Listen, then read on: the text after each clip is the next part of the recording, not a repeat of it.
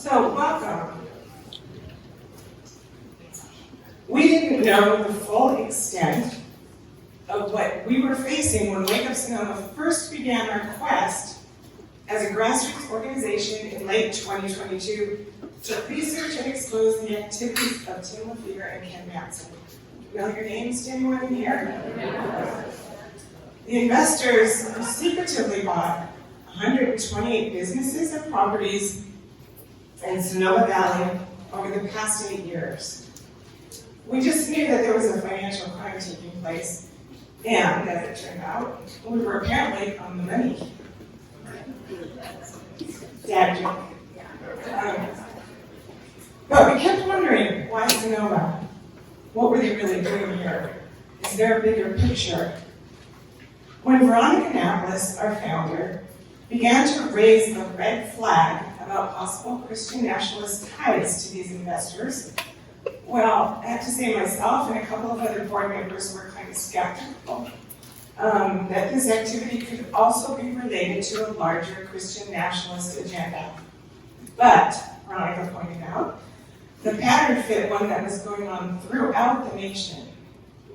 Investors moving into small communities, buying up a lot of land and businesses, church planting, which as we know is going on here, and ties to extremist mega churches always seem to be involved. So we couldn't ignore the connections we discovered between Tim LaFever and the Council for National Policy, which, by the way, is deeply tied to the Heritage Foundation. Do you guys know about the Heritage Foundation? He also had ties to the Pacific Justice and Capital Resource Institutes. And let me tell you, there are several other right-wing extremist organizations that he's connected to. Yes, we did our research. And we began to realize that, yes, this actually very much could be a part of what was going on here. That is when the Wake Up Sonoma began taking on the fight against Christian nationalism by informing ourselves and the public in a very public way, as we're doing today. My name is Lisa Storman, president of Wake Up Sonoma, a nonprofit since April 2023. I would now like to introduce the rest of our team and our founding group. So first we have Josette Rose Eicher and David Eicher. Can you guys stand?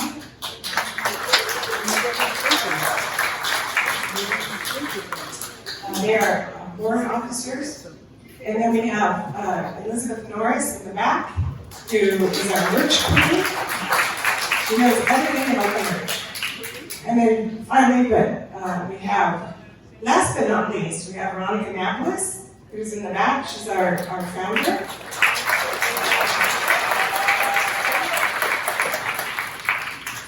While the LaFever-Matson situation continues to crumble and implode, and it's sort of like, you got your popcorn and watch for the next chapter, week by week exposing greed, alleged fraud, and an apparent Ponzi scheme, we may now never know if a larger objective was playing out here.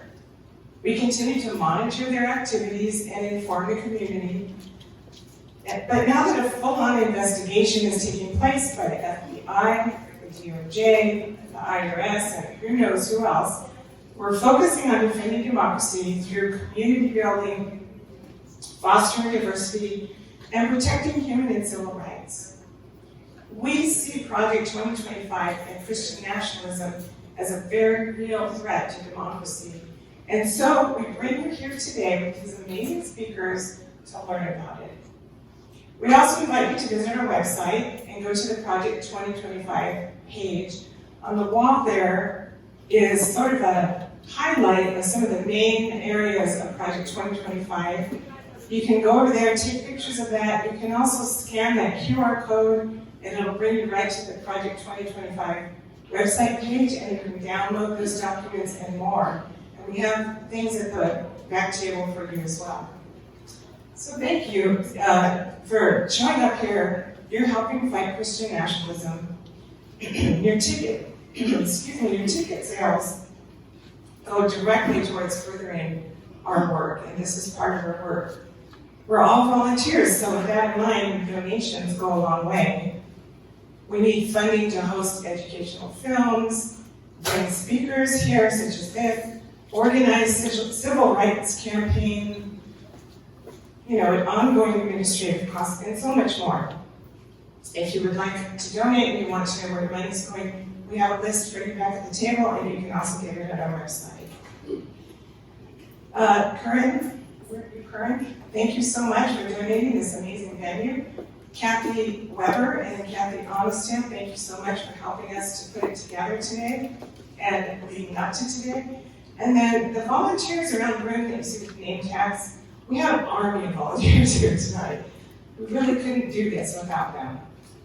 So we're so grateful for our community and our volunteers, as well as the local wineries that are supporting us with that lovely selection of wines there.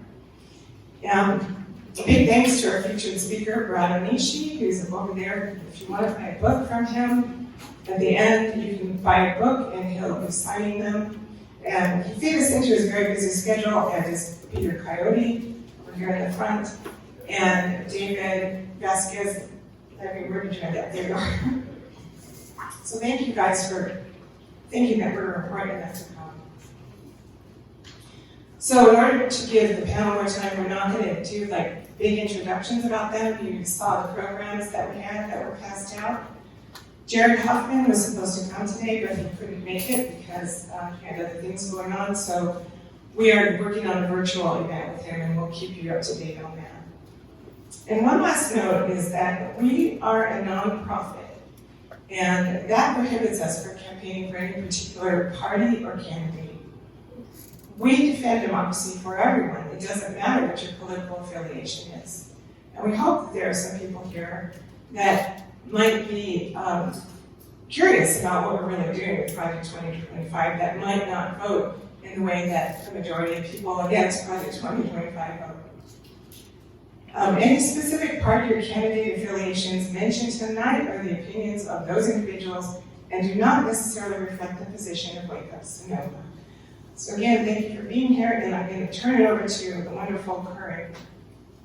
Pastor Curran, Pastor.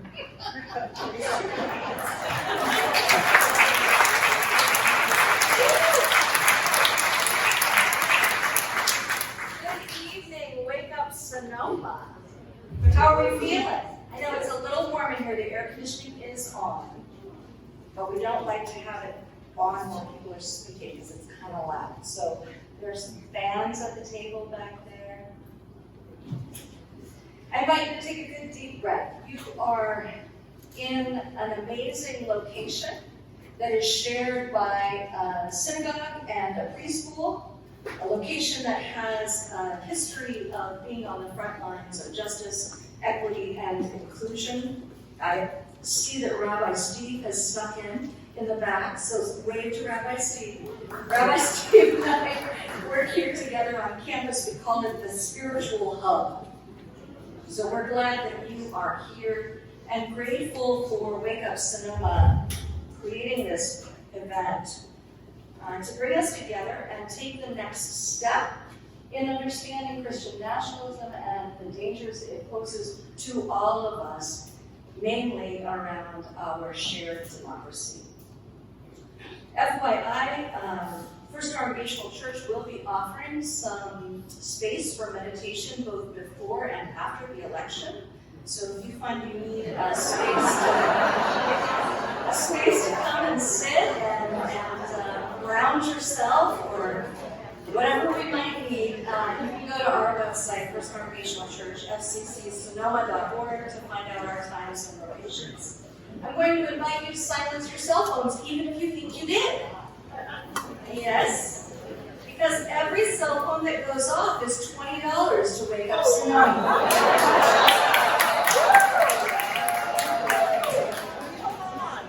Restrooms are located back here by the kitchen is the men's restroom. There's a women's restroom through here. There's another restroom in the courtyard that should be open should you need it. In the event of an emergency, we ask everyone to remain in this business, in this building, and await further instruction. You are registered by name, so in order to protect your safety, we'll need to check you out as we checked you in. So hopefully nothing will happen, we promise. We are responsible for your well-being for the next couple of hours, and we will take good care of you. Tonight we are honored to have a panel of national and internationally known speakers, thinkers, and democracy advocates. It is safe to say you will never see this configuration of panelists again in your lifetime. So open your hearts and prepare to be blown away. Our featured speaker this evening, Brad Onishi, who I understand had to dupe his family into believing this would be a vacation. Whatever it took for you to be here this evening, Brad, our condolences to your family, and we are grateful to you. You may not have heard of Brad before tonight, but after tonight, you will not soon forget him, and you will want to purchase one of his books on the way out at the conclusion of the evening. Please welcome to the podium, Brad Onishi.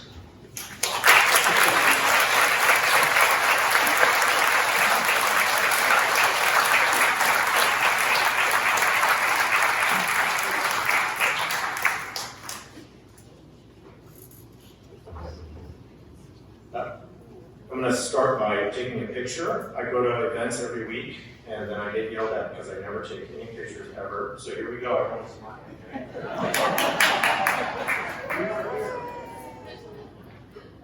1, 2, 3. Wake up. Wake up. Sonoma. Here we go.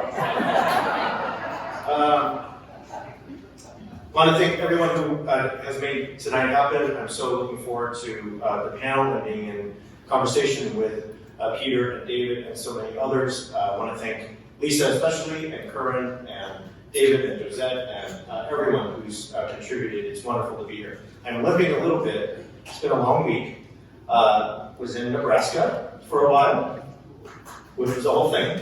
And then flew home yesterday. We had a 3-year-old's birthday party this morning, which led to various injuries, including my foot. And then 3-year-old and my mom got in the car, and I didn't promise them vacation. I just told them we were going to Sonoma, which is always enticing if you live in San Jose. So that's what happened.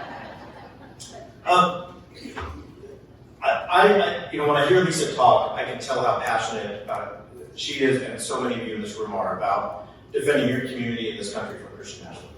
I can tell that it's something that's come home, and something that you feel is creeping in, is threatening your community, is threatening your ability to be a place where everyone is free, where everyone has an equal place.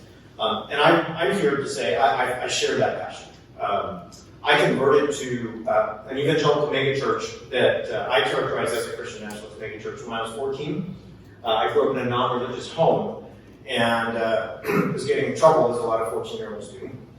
But I got invited to church by an 8th grade girlfriend, and that was a Wednesday night Bible study. And I had a really ingenious plan for that Wednesday night, because if I had gone to my mother and said, "Hey Mom, it's Wednesday night, I'm going to go hang out with my girlfriend," she would have said, "No, you've been getting in a lot of trouble, and that's not happening." But I said, "Mom, I'm going to go to church tonight." She was like, "Yes." It's going to straighten you out. Got to church. This was the 90s. I was a sort of wannabe Eddie Vedder, Kurt Cobain at this point. My hair was pink. My clothes were grunge.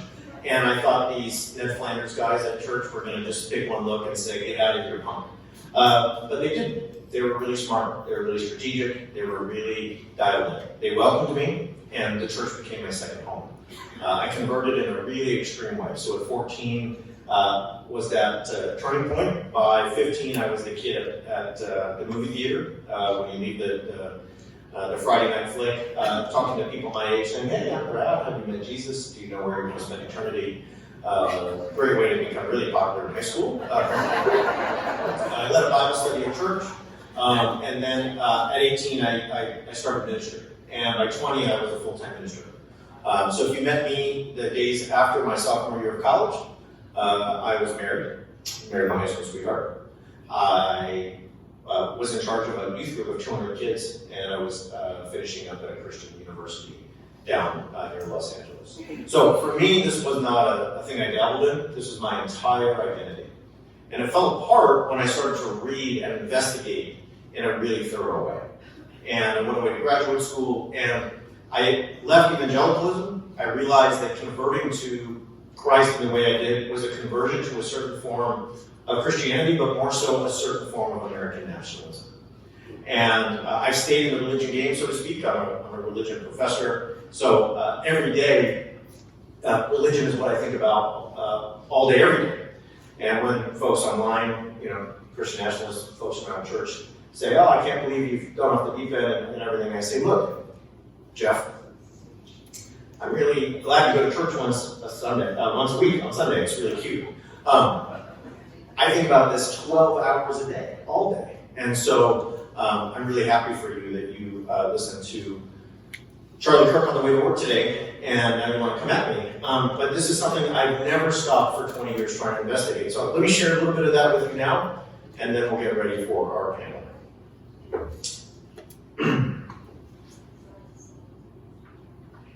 I hate to say it, but this country needs a dictator. The clip made the rounds in the days after the Iowa caucuses in late January 2024. The caucuses serve as a visual reminder of how our elections are supposed to work. Each year, news programs film Iowans, whom Americans from Anaheim to Boston to Atlanta assume are all corn farmers, gathering to cast their votes in a ritual that emblematizes the sharing of power and cooperation demanded of those of us who want to live in a democracy. It's like the first day of Advent for the American voting season. This year was different. A correspondent from the Young Turks interviewed the man at a Team Trump Iowa Commit to Caucus event in Coralville, Iowa. He's middle-aged and wearing a red Trump hat. His face is as leathery as the jacket that he wears. I hate to say it, but this country needs a dictator. It's easy to write off a man on the street interview as an expression of the fringe. A fanatic who made his way onto television. Someone made for the age of social media, where the 30-second clip would be cut up, put on Instagram, TikTok, and everywhere else, gathering millions of views before the day was over. But a month later, another man said this: "Welcome to the end of democracy. We are here to overthrow it completely. We didn't get all the way there on January 6th, but we will endeavor to get rid of it and replace it with this right here." Now, there's no writing off this man as a blowhard on the street, some extremist of no consequence. Make no mistake, the man who said it is an extremist. According to the Southern Law Poverty Center, he's worked with a global network of extreme far-right and pro-authoritarian figures. He printed his second book with a publishing house associated with white supremacists. He's collaborated with white Christian nationalists. He's also popularized the Pizzagate hoax. Some of you did your homework, This is an advanced group, Someday you show up on the first day of class, and it's a group of freshmen. This is the senior seminar. And that was not a joke about age. This is an advanced group, okay? You all have done a lot of homework. This is Jack Posobiec, right? Some of you knew what I was talking about. Jack Posobiec. Posobiec. He's a right-wing provocateur affiliated with Turning Point USA. He has 2 million followers or so on X, formerly known as Twitter. Posobiec proclaimed his desire for the end of democracy not from a high school gymnasium in Iowa, but from the main stage at CPAC in February of 2024. CPAC, the Conservative Political Action Conference, showcases the vanguard of American conservatives at its gatherings here and abroad. CPAC may host extremists like Posobiec, but it is not fringe. Extremists can and often do take political power. Expressing a desire to overthrow democracy is an extremist position, but it is also now a mainstream one in the United States. When I began researching this book in 2019, making such a statement would have likely ended your political career. Even that short time ago, if the candidates and elected officials and public personalities at CPAC had not decried someone like Posobiec and his anti-democratic ideas, they would have been swarmed by the press. They would have been forced to answer why they shared a stage Was someone trying to undo the sacred values of our nation? That's no longer the case. So who are some of the other speakers at CPAC 2024? Rep. Elise Stefanik, Rep. Jim Jordan, Senator J.D. Vance, who I think is trying to move up in the world, then presidential candidate Vivek Ramaswamy, and of course Donald J. Trump. None of them disobeyed post-Evangelical statement. We can point to many factors that created this situation. But there's one that's so ordinary, like the family picture on the wall or the decorative plant at the far corner of the kitchen, that most of us don't see it. The January 6th insurrection was, simply put, an attempt to end democracy. Those rioting may have done so in the name of justice for a stolen election or a rigged process or a deep state conspiracy. But if we ask what it was meant to do, not what its proponents believed, we arrive at a straightforward conclusion. January 6th was engineered to stop the democratic election. It was one instigated by the then President of the United States of America. It was an attempt to overthrow democracy. GOP officials, right-wing commentators, and members of the conservative influencer class have had many opportunities to decry January 6th as not only extremist, but also fringe. Both the man in Iowa standing outside that high school and the extremist but popular Jack Postlethwaite. They've now had years to do so. It could designate the insurrection out of bounds, not allowed, something that can't be memorialized or celebrated by anyone who claims to be a patriotic American. That hasn't happened. Since the time I wrote this book, January 6th has become an Alamo moment for MAGA Nation, and Trump is from sea to shining sea. We've witnessed border convoys led by some of those present at J6 caravan to the southern border in order to prevent the country from being overrun by, quote, globalists, who they claim are conspiring to keep U.S. borders open and destroy the country.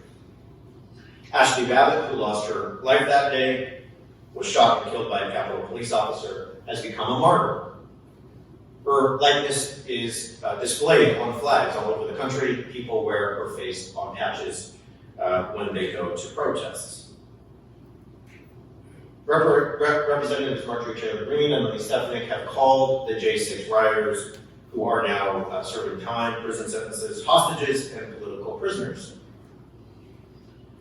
In October 2023, Mike Johnson, a man who did everything possible to overturn the 2020 election in the courts, and is close to those who mobilized supporters to be at the Capitol on January 6th. And if you want to know how close he was, we'll talk about it in the roundtable or the Q&A. But Mike Johnson is very close to those Christian Trumpists who led the charge on January 6th. I have written about it. I can show you the scholarly receipts. We can demonstrate those relationships. He was elected Speaker of the House. Third in line for the presidency, or second in line for the presidency, depending on how you count. State courthouses have been evacuated due to bomb threats. Federal judges in Trump cases have been doxxed. A state representative in Arizona proposed a bill that would have declared Donald Trump the winner of the presidential election in the state before the election even took place. Theologians, historians, think tank pundits, and philosophers have published books and papers arguing that perhaps a post-constitutional America with a red Caesar or a Christian prince would be a better way forward for the country. Pastors and provocateurs have expressed a desire for blasphemy laws and other measures that would punish Americans for not obeying what they take to be biblical law. These are the small fires everywhere that the unextinguished embers from January 6th left to burn. They are reducing our democracy to ashes, and they are doing it in order to build something else. We didn't get here by accident. This is the result of a 6-decade movement to overthrow American democracy as we know it. While Trump's ascendancy to the presidency and the events following January 6th may have been shocking, they were the outcome of 60 years of Christian nationalist organizing to, quote, retake the country from those who want to destroy it. If the idea that this country needs a dictator or the desire to overthrow democracy is now mainstream, it is because of the white Christian nationalist organizers, pastors, fundraisers, politicians, and shadow networks who have been preparing for war on their own country since the 1960s. For them, power rather than democracy is the sacred value because they believe God has chosen them to order the country according to his vision. If God has dominion over all earth, they see themselves as the dominators of human society, the enforcers of God's plans. I know this because I was once one of them. Now, I've been thinking about my experiences as an evangelical in the 90s and the early aughts. And one of the things that has struck me recently is that during that time, there was a recognition that white Christians, and especially white evangelicals and other white conservative Christians, not mainline Protestants or others, would be a minority soon in the country, right? That this was a shrinking demographic. And for a brief moment in the 90s and early aughts, there was actually something called the missional church movement. And it lasted for a while. It's sputtered and started and restarted and so on. But the idea was that, hey, we now live in a post-Christian nation. This is the chance for Christians to swim upstream, to be countercultural. It's going to be kind of fun. We're the rebels, right? We're the ones working against society, right? We're the Jedi, not the Empire. Kind of a fun cosplay situation, okay? And I was part of that movement. I was part of those trends in church life. They coincided with other aspects of evangelical life that were and are deeply problematic in my view, but nonetheless are like wildly different than where we are 25 years later. Does anyone remember Promise Keepers? Yeah. This is an advanced group. No. That's a bummer. Okay. So Promise Keepers was a men's movement. You all remember those men in the stadiums crying?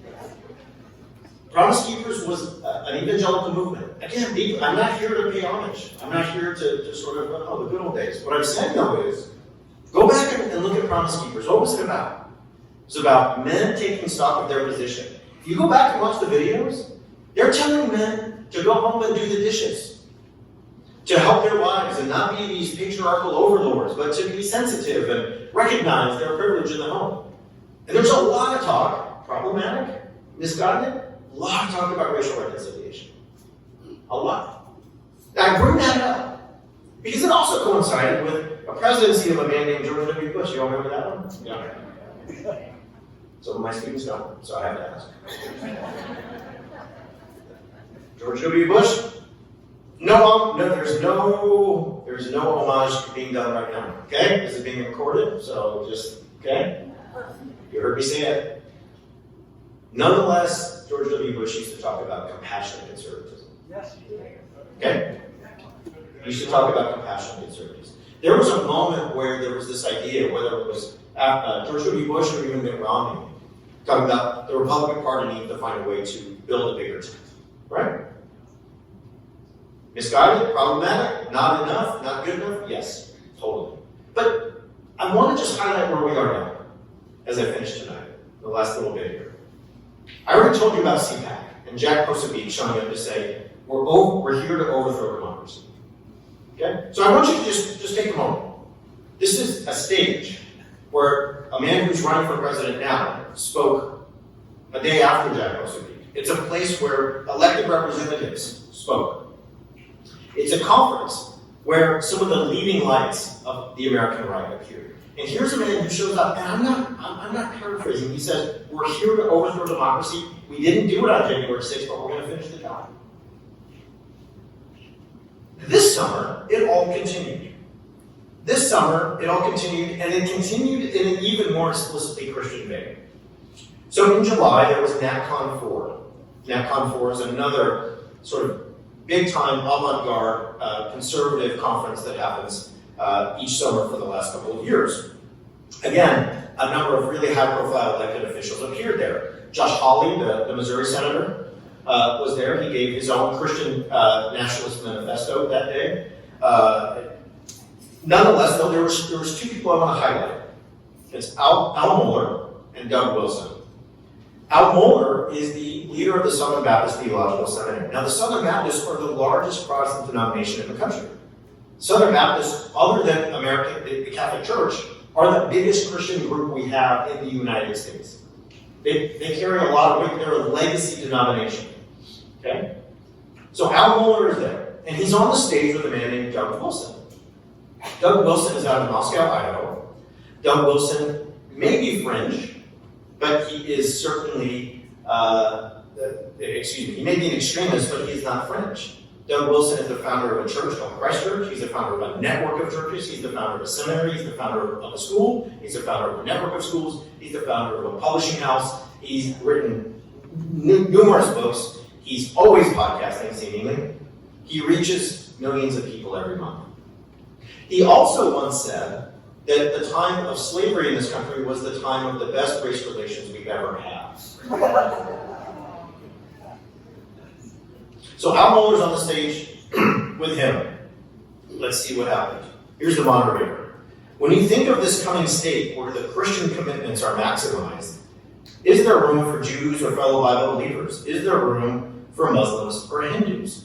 Now, the reason the moderator asked this is because Al Mohler, the leader of the Southern Baptist Theological Seminary, said prior to this that in the Christian country that we are working towards, not everyone has to be Christian.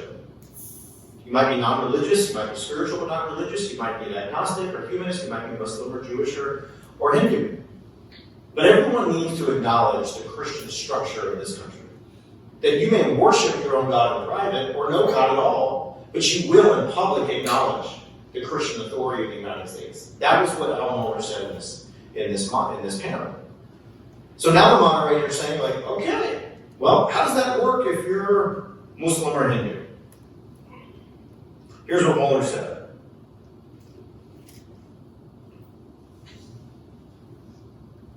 I want to maximize the Christian commitments of the state. I call that acknowledgement. I'm not claiming that every citizen will be a confessing Christian, but that does not mean they are not obligated to the acknowledgement of the Christian structure of this civilization. I don't think a nation can survive without theological commitments, and that does not mean it. I don't think a nation can survive without theological commitments. That does not mean it cannot allow others to be a part of the community and even invite others in.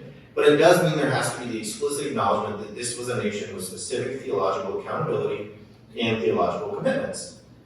Doug Wilson, sitting next to him, said, I agree with everything that he just said. Now, what they didn't answer was, okay, so if you're not a Christian, are you eligible for political office? Can you teach in public schools? Can you volunteer for elections? Can you coach the local track team or football team? A few weeks later, lucky for us, Wilson clarified this point at a conference at New St. Andrews College, which is the classical Christian college he founded in conjunction with his church. In the republic I envision, Hindus would not be able to hold political office. So in the Christian Nationalist project, we don't want this smudge or hodgepodge. We want it to be explicitly Christian. We would want prayers at the political convention to be to God the Father in the name of Jesus Christ our Lord. This aligned with what Wilson said in an interview earlier this year where he said, this is a Christian republic, and if you're not singing off the same sheet of music that we are, you cannot be the mayor. Now, he's been a controversial figure for decades. He went to Moscow, Idaho, like a lot of Californians are going to Idaho. Who knows somebody who's moved to Idaho? Anybody? You got a cousin or a nephew? Okay. There's a lot of Californians who moved to Idaho. Well, Wilson was in on that trend way before most people. He went about 30 years ago. And he went there because he pictured Idaho as the place where he could build his Christian nationalist theocratic society. A place where he would be unimpeded by the forward march of a new crusade. Nonetheless, despite his comments about race and slavery, despite his comments about women, and so many other things, he's seen a resurgence. He sat down with Tucker Carlson recently. He was praised by Charlie Kirk of TPUSA, and of course he appeared with Al Mohler at NAPCON. But his influence goes well beyond just these interviews and his books. He's also mentored many influential proteges. One of those is Joel Webbin.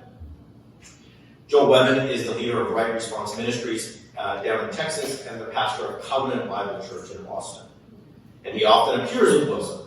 So let's just make sure we got it, right? We're at NAPCON. Here's Josh Hawley speaking one day. Here's Al Mohler and Doug Wilson speaking the other day. Hey, get lunch. You just heard Senator Hawley? Go get a Diet Coke and come back and hear Doug Wilson.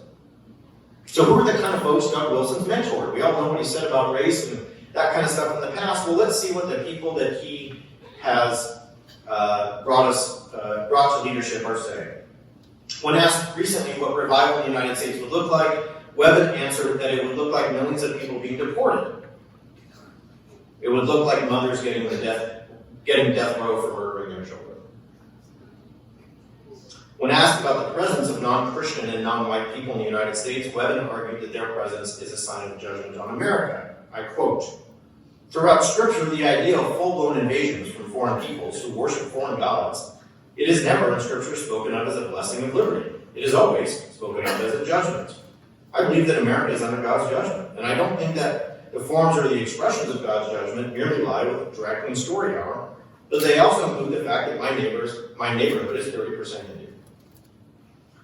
There's videos out there, and if you made poor life choices, and this is what you do all day, you watch these videos like me, you see Joel Webben saying that when he goes to the park and he sees folks who are not white and not Christian, people who are wearing garb that signals that they are religious in some way other than following Jesus, that it makes him think that the country's gone to hell, and that he's really comfortable when a white family shows up at the park, because he says, quote, "When it goes down, I know they'll be on my side." When asked about what should be done to revive America and to relieve it of God's judgment, Webben declared the need for a Caesar who would take the reins. I quote, "We're degenerates. The Constitution, it's not suited for governing degenerates. But I think for our population that is degraded morally and culturally, religiously, as far as we have, you need power. Men must be governed. You need a Caesar type." So we started tonight with a man on the street in Iowa saying, we need a dictator. All right, here's a fanatic at a Trump event in a very small town in Iowa. Who cares about that guy? Then we got to Jack Ossoby, who says we're here to overthrow democracy. Then we get to Doug Wilson sharing a stage with Al Mohler, leader of the biggest Protestant denomination in the whole country. And then we got one of his proteges saying we need Caesar. How will Christians rule if they gain power? Whether through a Caesar or by other means? Well, here is what Webben said. In addition to women not being able to vote, he said the 19th Amendment should be repealed. Webben outlines his vision thusly: I want Christians to have power, and with that power, I want it to be wielded righteously. What does that mean? It means crushing our enemies and rewarding our friends. Webben's Christian nationalism aligns closely with Stephen Wolfe's, another Reformed figure aligned with Doug Wilson. Stephen Wolfe is an enormously popular figure in these circles. He wrote a book called The Case for Christian Nationalism, which, when it came out, spent a good amount of time in the top 500 books on Amazon, and even was, for a couple of weeks, in the top 100 on Amazon. I've written a book or two. I'll admit, sometimes I do check those rankings. 4 or 5 times over an hour. No. So I'll tell you that, like, if you write a book and your book kind of gets, up in the 10,000s or so, your publisher's kind of happy. They're thinking, hey, great job. For your book to spend like 2 weeks in the top 100 on Amazon, a place that has like 20 million books, do you know how many seminarians and pastors and young college students and young 26-year-old men from Appalachia to Arkansas to Humboldt are reading that book? Well, what's in it? Let's check it out, shall we? Wolfe's book draws on the concepts of Vulcan homeland in order to justify theologically the idea that Christians should love those who are more like them more. It's not, according to Wolfe, that Christians shouldn't love all people. It is just that societies can only be built by people who share the same ethnicity and religion, and thus love each other more than outsiders and foreigners. His Christian nationalism is an expressed ethno-nationalism based on blood and soil rhetoric. Speaking of white Anglo-Saxon Protestants, Wolfe said at a conference recently that, quote, there's no distant place that we call home.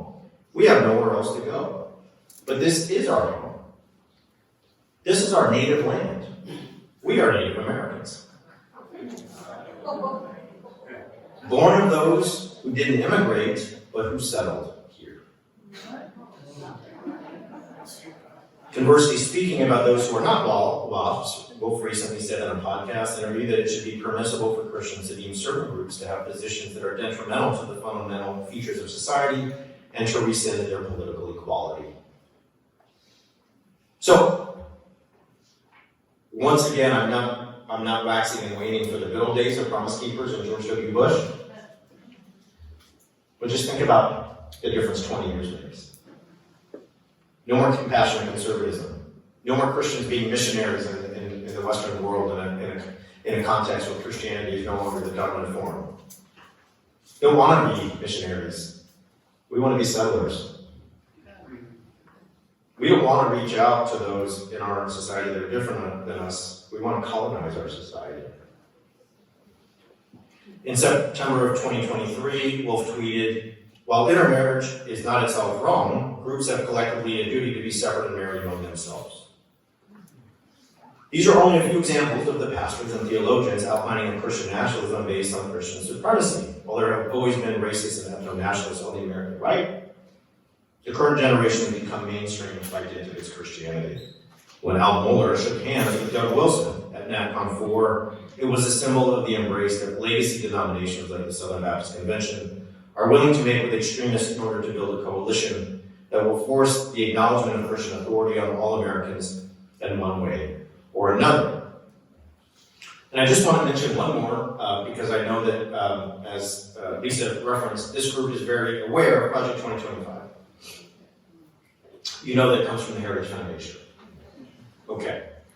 So the Heritage Foundation is a really fascinating group, but they fit into everything I'm talking about tonight. So the Heritage Foundation is founded by Paul Weyrich, among others. You all know Paul Weyrich? He's the one on YouTube saying, "I don't want everyone to vote." Boo-boo syndrome, you'll see that clip. Paul Weyrich is often seen as the kind of political entrepreneur that helped make the religious right and the moral majority, right? Jerry Falwell, Pat Robertson, Tim LaHaye. Weyrich is seen as like the political operative who made it all happen, right? He knew how to work on Capitol Hill. So he got all these pastors and these Southern Baptists in front of the mic, in front of the cameras, and he was really the guy behind the scenes. What's often overlooked is that Weyrich was a reactionary radical Catholic. He was so conservative that when Vatican II happened, he left the Catholic Church. Too modern. Okay? And he had a radical patriarchal vision for society. His dad was his hero. His dad refused any government assistance. He waxed and waned about how when they wanted more as a family, his dad got a second job. And thus they had more Christmas presents and a better car.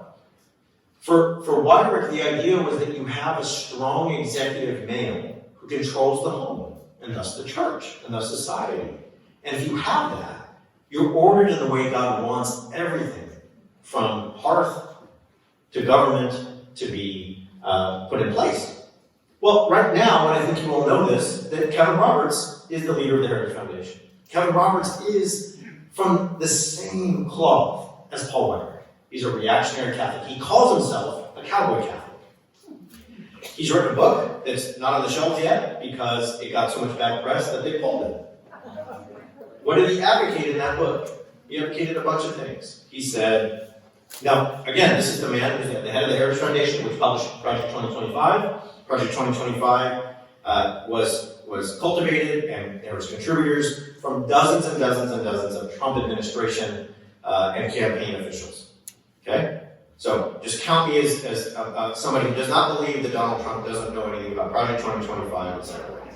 ProPublica found 14 hours of training videos for Project 2025, and Catherine Leavitt, the woman who told the press that the former president knows nothing of Project 2025, is on one of the videos teaching people how to implement Project 2025. So Kevin Roberts, the guy who oversaw this whole project, in his book, he says that teachers, public school teachers, are insane, that they are not seeking an exit from the system, but to overturn and revolutionize the system. He says that abortion should be banned in every case, but he also says that contraception should be banned, because contraception as a revolutionary technology is something that has weakened the very basis of our civilization, leading to its degeneration. Okay?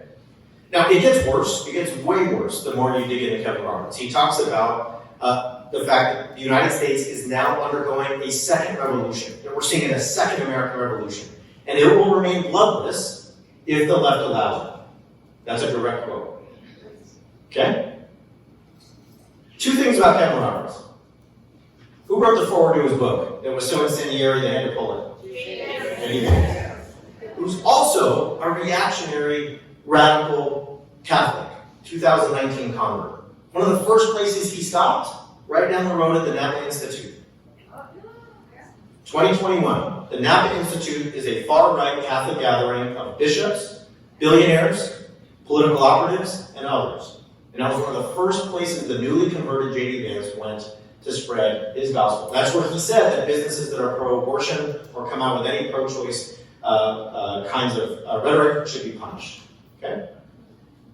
But I want to highlight something else, and I'll be quiet here in a minute, I promise. And we can turn the air, if you need to turn the air on, turn it on. I'm used to kids eating in class and sleeping, so this is great. This is fine. They're already on, ChatGPT by the time I get back up. It's fine. What happened yesterday? What happened yesterday was Reboot 2024. Reboot 2024 was in San Francisco, just down the road. Reboot 2024 was put on by a bunch of folks related to Peter Thiel, who is J.D. Vance's political patron and the man who has greased every wheel and given the millions to make him who he is today. Peter Thiel was the Silicon Valley patriarch, the man who oversaw his rise and his fortune and so on. Reboot 2024 was about the new reality that tech is going to bring about in terms of crypto and alternative currencies, in terms of fixing what they call the population implosion and the need for a pro-natalist approach.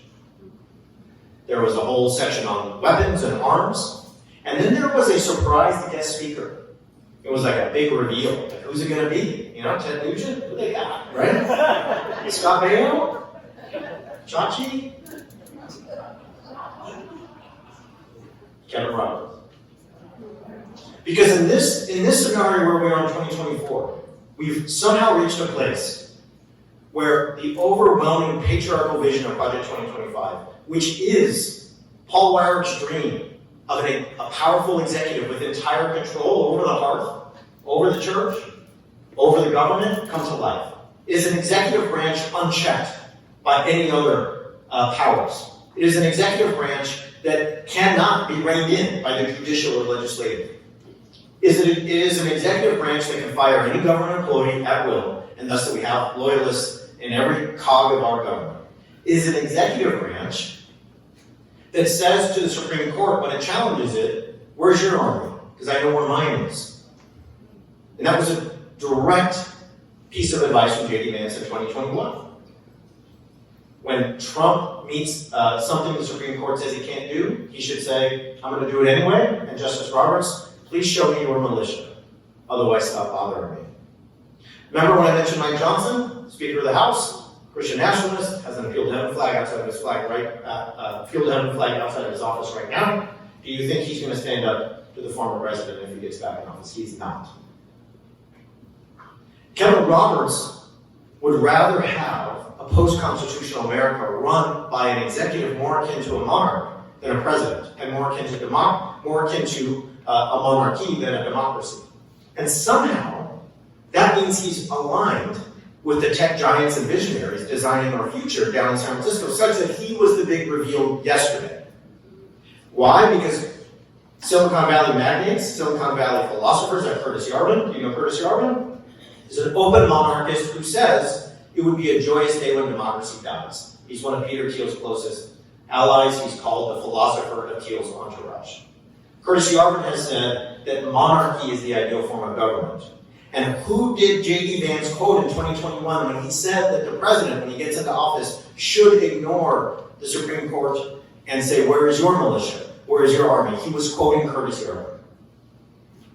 The recently converted Catholic, J.D. Vance, bankrolled by Peter Thiel on one side, is a close friend, so close that he wrote the foreword of the book for Kevin Roberts. And the worlds collide yesterday at Reboot 2024, right down the road in what's supposed to be the most progressive, woke, globalist, Marxist, we teach our kids Das Kapital in kindergarten, city in the whole country. Somehow, democracy is not in fashion. And you can come out and say it. And you might even get invited to speak at a billionaires conference. Somehow it's not just the guy outside the gym in Iowa. Somehow it's Jack Kosovi at CPAC Somehow it's Doug Wilson and Al Mohler, somehow it's Joe Webben, somehow it's Stephen Wolfe, and somehow it's J.D. Vance, aligning himself with folks who would rather have us ruled by a king who would enforce Christian nationalism on everyone than a democracy made by we the people. I already know this group is aware and active. I don't need to scare you into doing that. What I do want to say tonight is the things that you've noticed in your own community, the things that Lisa has referenced, the enormous fight that you've undertaken against those who are menacing this community are nationwide. And they have plans to change this country in a way that will make it, I think, unrecognizable, or at least something we cannot properly call a democracy.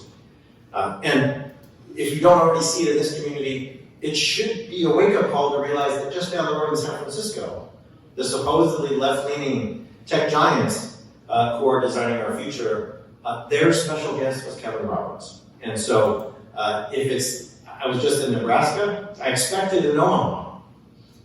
I don't really expect it in San Francisco. Do you? No. Thank you.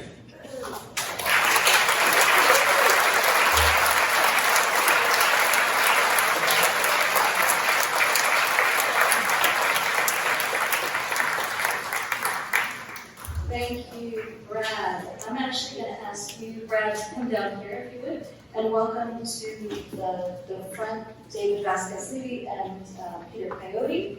Peter needs no introduction at this point. He's astonishing. We all know it. Let's hear it for Peter. What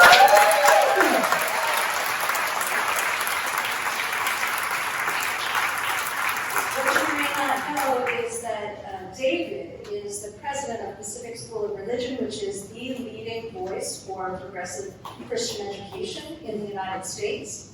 He is brilliant and has great insights to bring to this conversation tonight. He is also the president of my alma mater, at least one of the three of them. So David, I'm going to say, it's a little hard to share the term and title pastor with these people that Brad just described. However, take a good deep breath. Take care of yourselves.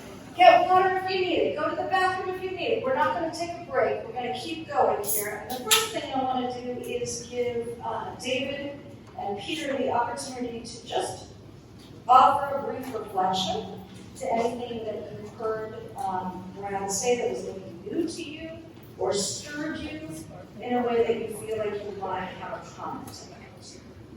Well,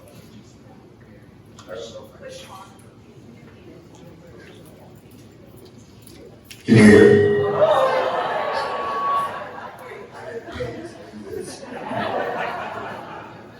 I'm actually in awe of Brad's scholarship. I study this stuff all the time, and I wonder the degree to which his mind, unlike mine, is ordered, and he can recall names, dates, and places.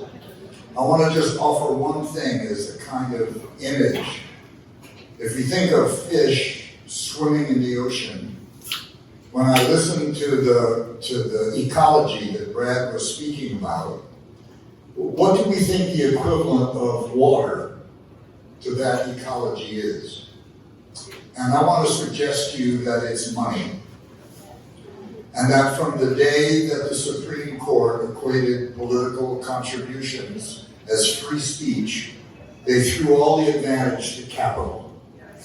And from the day they doubled down with Citizens United and allowed unlimited amounts of anonymous money to come in, they've turned our Congress into a wholly owned subsidiary of capital. And while these guys that Brad is talking about sound a little picturesque and a little wacky, it's important to know that 68 years ago, a guy named Lewis Powell, who was on the board of directors of Philip Morris, who Nixon appointed to the Supreme Court, wrote a manifesto railing against the kind of prevailing liberal sentiments of the civil rights movement and the anti-Vietnam War movement and demanding that free enterprise use its money, its power, and its station to reclaim the stage and the authority that's theirs, and setting in motion a 60-year program of which the people that Brad is talking about are the fruits. And the part that's often left out of it is that none of it would have happened without right-wing billionaires like the Koch brothers, Richard Scaife, Joseph Coors, people who funded the think tanks, the publishing.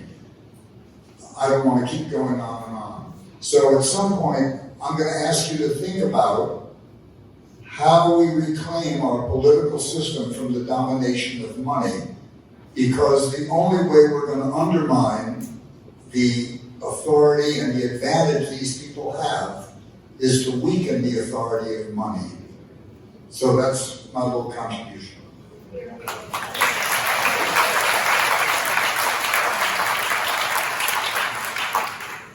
Well, good evening. Let's see, is this on? All right, good.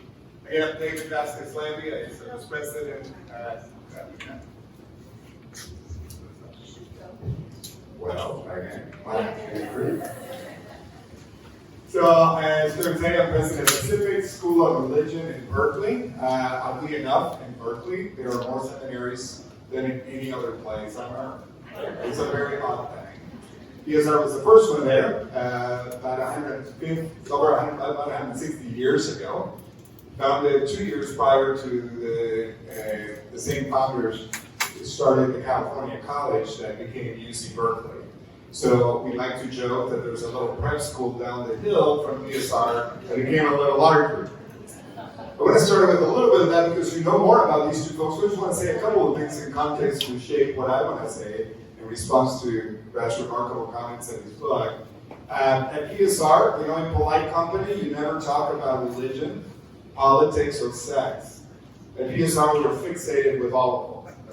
So the context out of which I come is a very progressive institution that is about 70% people of color from the board, faculty, staff, students, about 55% LGBTQ, and folks who are committed to the understandings of religion both in a critical way, because many of them have been harmed and misshapen by their experiences of religion, but also appreciative of the fact that religion remains one of the most significant animating forces in the world. In what you shared, I think it adds to that sense of this empowerment and fear about how did we get here? How did this happen? You know, that the Wake Up Sonoma title is helpful, right? To realize that there is a part of the way we have been living with religious traditions that we have missed the power of that animating force. What you share today, what many are beginning to become significantly more aware of in terms of the development of religious nationalism, is not unique to the United States or to Christianity. If you look this year alone, in 2024, 60% of the world's population is electing a new leader.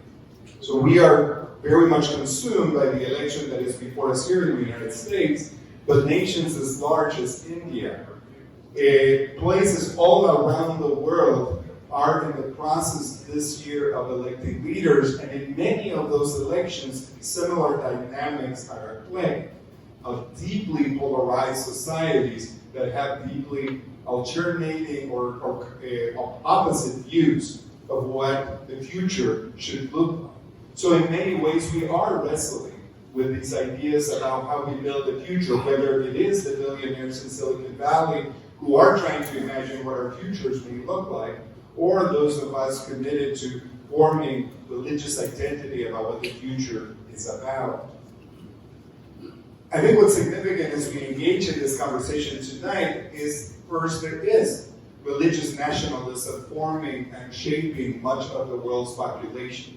Hindu nationalism, Christian nationalism, Jewish nationalism, Muslim nationalism. Now, the risk is thinking that it is about religion primarily. It really isn't. In 2016, the vast majority of those who attempted to run in the primaries in the Democrat Party actually went to church on a regular basis. But the one holding the Bible was Trump. The reason, upside down, the reason is that as progressives, we have lost the ability to engage religion both critically and appreciatively. We have, in a very bizarre way, it's easier to point, and it is critical to point to the reality that there is a problematic development of Christian nationalism happening in certain quarters. It is critically important that we recognize that this sentiment is very much at the foundation and the formation of this very nation. That it is critical to who we are and how we identify ourselves. That the inability of progressive movements to engage with religion, both critically and appreciatively, is leaving a major vacuum that is part of what contributes to. Now that can feel even further disempowering and frustrating. My hope is that we have more agency over that than changing the mindsets of people who are extremists. We have more ability to educate ourselves, to engage meaningfully and try to understand why for people religion remains an important orienting idea in their lives. And not simply to engage it as something that eventually we will work ourselves out of. Doing religion in Berkeley can at times be difficult because a very pernicious reality in progressive environments is the assumption at the core of white nationalism, but also within white supremacy in general, is that there is a better way of being human and that everybody else is off that mark, that's the standard. Well, the danger for progressive white movements is the assumption that there is a way to be human that is better, and convictions and values and worldviews that are better, that eventually everybody will work their way out of religion into this way of being, and it just happens to align with the values and convictions of progressive whites. Does that make sense? So at least we have to be critical of the same ways and the things that this rise and this movement is critically important to engage. But it isn't only the product of the things that we can most easily identify, but in a way it's also the product of some of the ways we have to disengage from these traditions and these understandings, but it's also the place where we can meaningfully engage. Thank you, David. We're going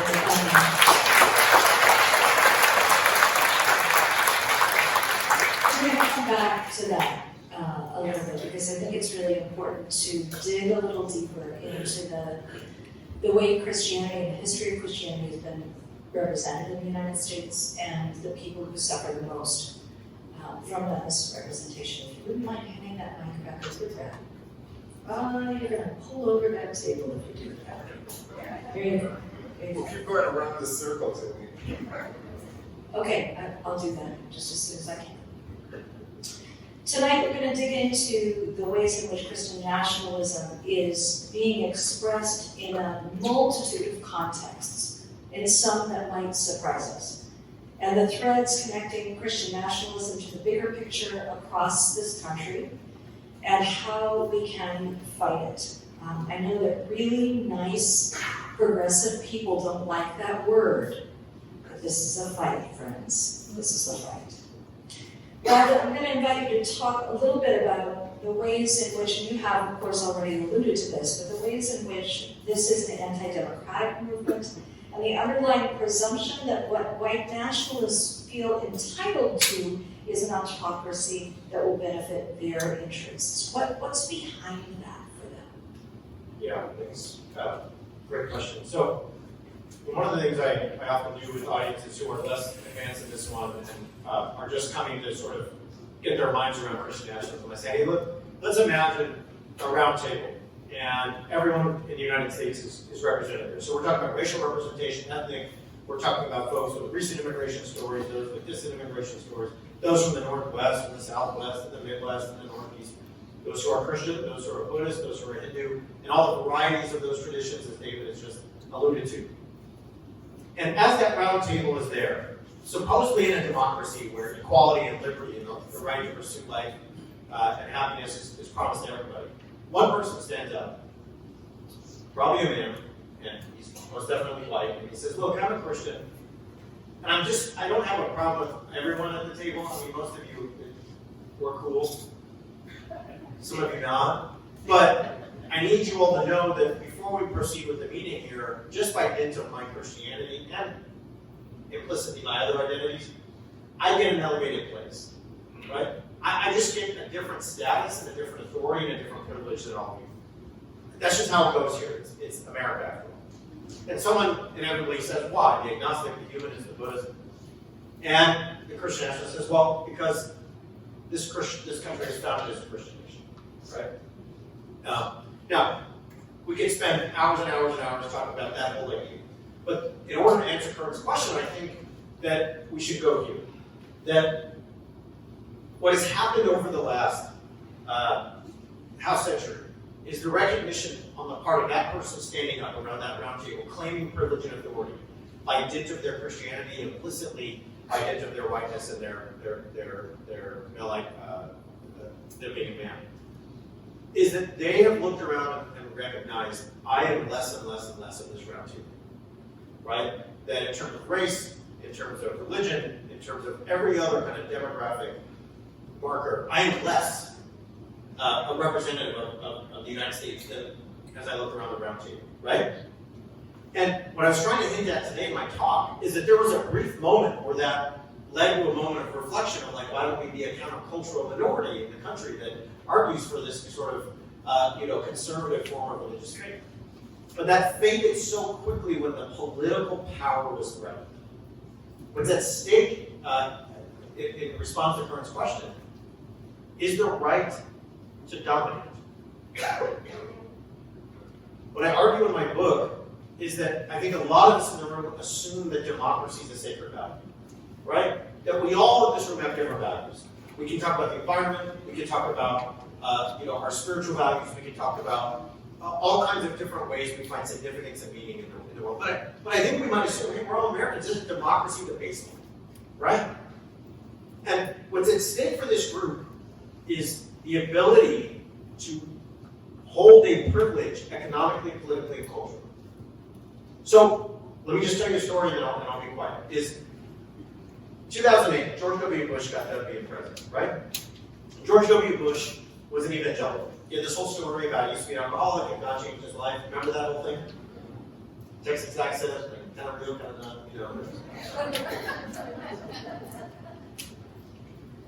And he was supposed to scratch the itch. He was a real evangelical. Not a Reagan, playing one on TV evangelical. Right? Not a kind of Episcopalian, wishy-washy Christian like his dad. That's what the conservatives thought of George W. Bush, right? He was George W. Bush, the Bible-thumping one. But by 2008, the scratch wasn't itched. The country kept getting that round table, it kept getting more brown. It kept getting more Asian. Gay people are on TV now. This is like Will and Grace, and who's this Ellen lady time, right? It just felt like the country kept slipping, even though George W. Bush was president for 8 years. So then who did they elect? Barack Hussein Obama. A mixed race man, a black man with black wife and black kids, whose dad's from the African continent, whose dad's an immigrant, who grew up in Hawaii. My family's from Hawaii. Is that a real place? Is that like a real state? You have to change your money if you go to Hawaii, right? Yeah. This is like the antithesis of a real American to them. And then it was on. So when we get to 2016 and they look around the round table, they're not like, hey, give me George W. Bush again, or give me Mike Huckabee, or give me Ted Cruz, give me a pass. You know what they want? They want the guy that's going to reach across the table and bully and brutalize and barbarically handle anyone who decides to stand up and say, no, you don't get the privilege. And if democracy has to be damned in the process, that's fine. That was never the goal anyway. And if it's getting in our way, I'll just turn the table over. And who's got the militia and who's got the police? You tell me. That's the bet. So that's what's at stake for them. Thank you. So let's hand that back to David. I want to dig a little deeper. Y'all, we're in a church, you can say amen. You can. And if you need something to be excited about, remember Michelle Obama's speech at the DNC.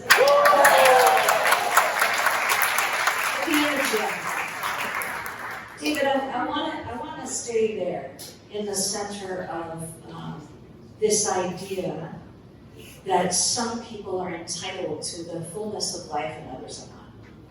And the ways in which religion, whether one is a participant in it or not, might serve as an orienting principle in this conversation. Yeah, well, I really appreciate the image that you shared about, looking at the nation as a table, and how do we set an ever-widening table. So if that table were California, there's an interesting dynamic. 65 and over is going to be majority white. About 60% or so white. If you look at 18 and under, it's the complete reversal, right?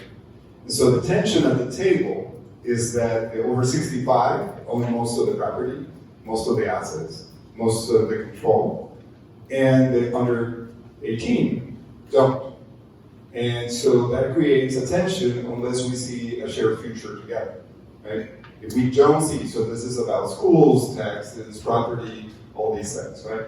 So when we are trying to think about how we understand a motivation that would lead us beyond giving power away, what could possibly do that? When we have uncertainty about our future or feel that our status and our privileges being threatened, our way of life, our traditions, our neighborhoods. We need something that is slightly larger than self-interest to help us understand how we might see a connection and a relationship between ourselves and those under 18 that looks so different from us. And so religious traditions are not always at their best, but when they are at their best, are intended to create spaces of relationship across difference of age, differences of ideas, and the intent of most religious traditions is a constant push to reach across to those who are different and to welcome those who are different from us, because it doesn't necessarily come natural, right?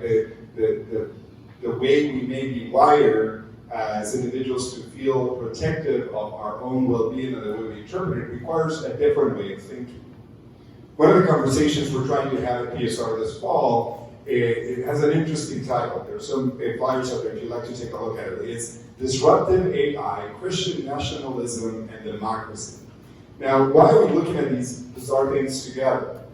AI is a system that humans are developing that tries to interpret reality and make predictive decisions about reality. So when you start dictating into your phone, it has a predictable system that it thinks it knows what the next word is going to be, right? That's all it is. It's a mathematical system that has a statistical expectation of what the next word should be, right?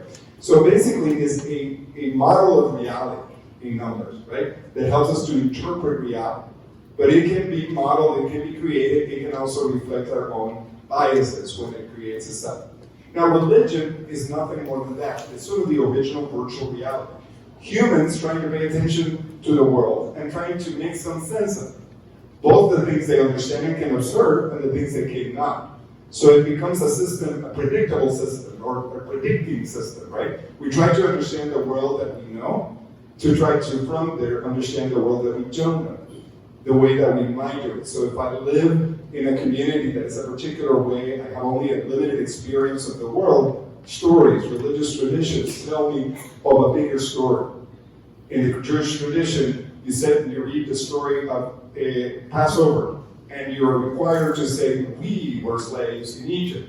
Not because you've had an experience of slavery yourself, but because the story is trying to help you think and put yourself in a virtual reality that may not be your own, so you relate differently.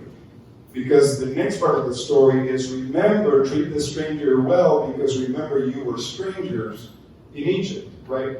So, in a way, the role of religion can be, in a moment like this, to figure out a way of how do we make sense of the world, and how do we gain an appreciation for that function. The last thing in that diverse table is that for many communities in the United States that have had no hold on power whatsoever, their place of power has been in religious communities. The guy here in Sonoma, who on Thursday is washing dishes at your local restaurant, is the pastor on Sunday, where he exercises power, and within his community is in the religious spaces. That function has been there for many immigrant communities as they come. It is there for many African American communities. So part of the role of religion, in its appreciative way, the risky one is, and the fear of Christian nationalism, is to allow that to become the definition of religion and to further alienate us from the function of religion in society. Does that make sense? But the possibility of religion is to understand what function it has in the lives of people for whom it may be different from the function it has in ours.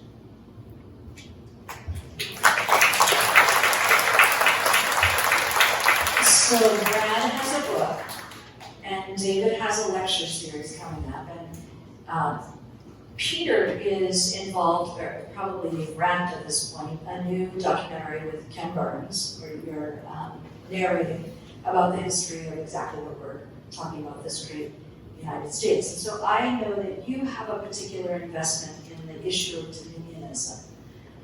dominionism. And so maybe if you could give us a little bit of insight on that and a brief understanding of the importance of the separation of church and state and how democracy hinges there. And then very soon, very soon, we are coming to your questions, because I know you're dying to ask them. So take a deep breath, just a little more talking, and then I'll ask you to stand and shake yourselves out, and then we'll listen to your questions. Let's listen to Peter. Curran, is it still on? It's on. Yeah, so Curran and I have worked before, so I just want to point out, she said briefly. I'll try to do that. But I want to take off something. Both David and Brad. So this is not sabotage. We're okay. So, full disclosure, I'm an ordained Buddhist priest and transmitted teacher of religion, very much a part of my life. Buddhism is somewhat different than the Abrahamic religions. It doesn't divide the universe into good and evil. It's not a dualistic system. I was born a Jew. All my grandparents were immigrants from Uzbekistan, from Spain, Russia, and Poland. And I was born in 1941 before Jews were white. You laugh, but I couldn't go to the country club and go swimming with my friends. There were places I couldn't go. I was distinctly knew what it was to be non-white. And by a too long story to bring up tonight, from the age of 3 till the age of 14, I was literally raised by a black family and learned a black point of view, which saved me from being a white man. I'm a Caucasian, but I'm not a white man. So my points of view were shaped by communists in my family who were attacked savagely by Joseph McCarthy, who was pro-Nazi. There were many, many Nazis in American Congress at the time, so none of this is exactly new to me. There were subterfuges. They wrecked trials on war criminals, Nazis who had killed 180 unarmed Americans. Trial was sabotaged by Joseph McCarthy. So I'm listening to this. I know who these guys are. We lost 22 members of my family, were the Jews who thought this couldn't happen in Germany. This is the land of Mozart, of Bach, of Rilke. This can't happen. So I'm not sanguine. And because I'm a Buddhist, I know that we, each of us, have within us the full spectrum of humanity. I can be Hitler, I can be Mother Teresa. And the reason that we monitor ourselves is so I don't let Hitler pass my teeth. I don't let him activate my muscles. I know that I'm not the good guy. I'm a human being. If you think you're the good guy, you wind up dropping bombs on hotels in Baghdad in the middle of the night where men, women, and children are sleeping because your leader doesn't like their leader. So this whole idea of dominionism, which is mentioned, by the way, in Genesis, hinges on a dot, a resh in Hebrew. There are two roots for the word dominion, And modern Jewish scholars think it's yarad. If there's no dot, it means to crush, to have dominion over, to hold down. If there's a dot, it means to care for, to take responsibility. And so this whole business of us exploiting the entire world and all living symbols, creatures, comes from a dot and comes from fixed, single-issue thinking and the certainty that we're correct. So to me, the most fundamental thing that I can do is to soften myself, even in the face of fascists. I lived for 3.5 years with the Hells Angels. I know the animal, but I lived with them, and they respected me. And we talked at length. And I belonged to a gun club. I was a marksman. I can put 10 shots in a dime. And I know those guys, and I talk to them because I can be soft, because as a Buddhist, I know that myself is not an organ. It's awareness. It's formless, which is an absolute freedom. If there's something I don't like about myself, if I'm diligent, I can change it, because my inner nature, human nature, is formless. So I say that to offer you a gift to think about. If you ask yourself, where is yourself? What color is it? What shape is it? Where is it located? You won't find it, because it's formless. And we all share this formless awareness, this luminous awareness, which presents itself as ocelots, as hummingbirds, as mountain ranges, as Hindus, as pygmies. It's inconceivable, the breadth and diversity of it. That's my little sermon. I just finished 12 hours of recording the history of the American Revolution for Ken Burns, which was first and foremost a civil war. Most of the fighting, most of the murder was between American un-Americans. Americans loyal to Britain, Americans loyal to this new nation. And as soon as one took over a city, Philadelphia, they sacked it, raped the women, killed the men, and took over until the other side took over again. That's the human species. That's our inherited, evolutionary inheritance of greed, of hatred, and delusion, which is what we come into the world with, but we're not bound to it. So I listened to both these men with great respect, and what they're telling us is that we're facing an unremitting struggle. What I want to leave you with is the nuts of these guys is money. Money controls the elections. Money put the Kavanaugh in power, put Gorsuch in power, put the handmaid lady in power. And until we start thinking about things like full federal funding of elections, everybody gets the same amount. There's no reason why corporations should be allowed to make tax-deductible contributions to shape public policy for their shareholders, not for America as a whole. And why should anybody be allowed to give money to our legislators? If they need more money, we should raise their salary, and they should never take a nickel. And if that were the case, legislators could legislate more fearlessly. Because if you know that 85% of the people want reasonable gun control and nothing happens, it tells you that the Congress is working for the 15%.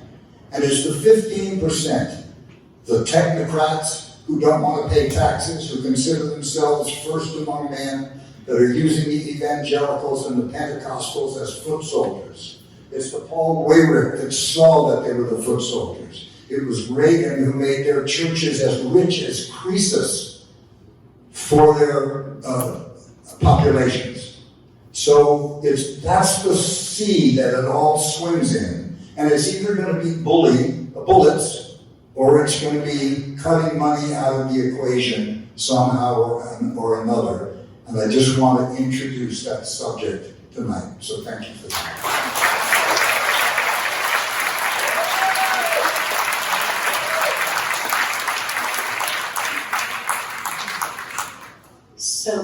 2 seconds on the importance of separation of church and state.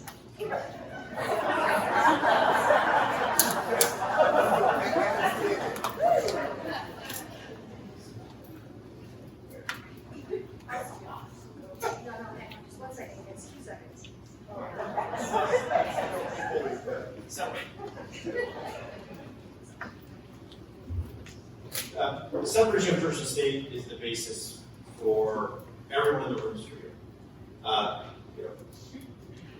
Buddhist, humanist, Christian, Jew, agnostic, etc. Whoever you are, the basic freedoms that we assume we have come from the idea that the government is not infused with a certain religious legitimacy. What history tells us, and you talk about the American Revolution, let's do the Massachusetts Bay Colony, 1630. Supposedly, some people say at least, at Thanksgiving, that the Puritans were fleeing religious persecution in order to have religious freedom.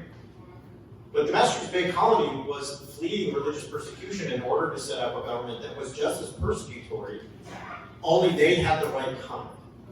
A man named Roger Williams said, this is ridiculous. He was one of them, believed in the same God, the same Bible, believed in the same theology, but he said, if we allow the government to be the agent of religion, not only are we going to be just as violent as those we left, but we are giving over the power to arbitrate our highest values to the state. And I don't think any of us wants that. Humanist, agnostic, Jew, Buddhist, Christian, right? We don't want the government interpreting our sacred texts or our holiest traditions in order to enforce them. Because when they do, they are always going to favor one group over another. And it's not just the Christian over the Jew or over the Hindu. It's, hey, Roger Williams, you might have the same God, same Bible, same theology as us, but you don't have the same politics. So go out into the Massachusetts winter and die. And that's what they did. They sent him out, and they assumed he would die a cold death. He didn't. He went on to found Rogues Island, okay? And he set up what was, in many ways, the first kind of compact municipality that said the separation of church and state is the basis for religious freedom. You cannot have the freedom of religion without the freedom from religion. Okay? And Roger Williams, friends with Cromwell, friends with Milton, John Milton, okay? His writing ends up on the shelves of Thomas Jefferson. He ends up influencing John Locke, who we all credit with influencing our founders with the idea of separation of church and state. Okay? So the separation of church and state is the basis for all our freedoms, whether you are a religious person or not, whether you are someone who has an identity that is privileged and imbued with power or not. Without it, we can't fight for our most basic and firmly held values. I've had the opportunity to be part of Americans United for separation of church and state, and what's amazing when you go to a gathering with them is that you meet people who are not religious. You meet folks who are atheists, staunchly. You meet people who are Jewish. You meet Quakers. You meet Mennonites, right? And what's everyone fighting for? The separation of church and state. Why? Because they're all so different in their values, but it's that value that allows them to be different in those values freely, without violence or persecution. So we have to have it if we want those basic rights and those basic freedoms as Americans and as human beings.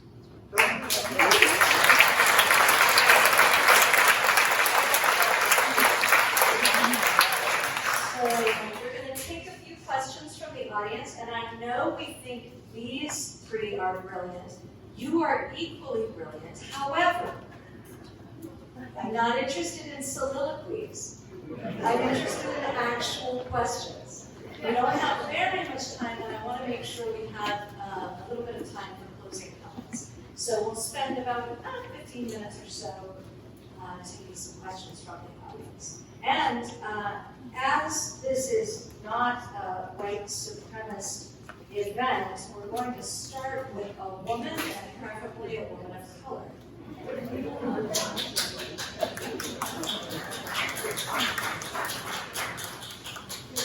Yes, raise your hand if you have a question. Having the historical, Wait. We're gonna bring them up. having the historical content and religious context that all of you have, what do you see, if you had a crystal ball, what does our political future look like in the next year, maybe the next 6 months? Okay, who wants to take that one? That's super fun. And make them look up where you live on Google in case you're losing on.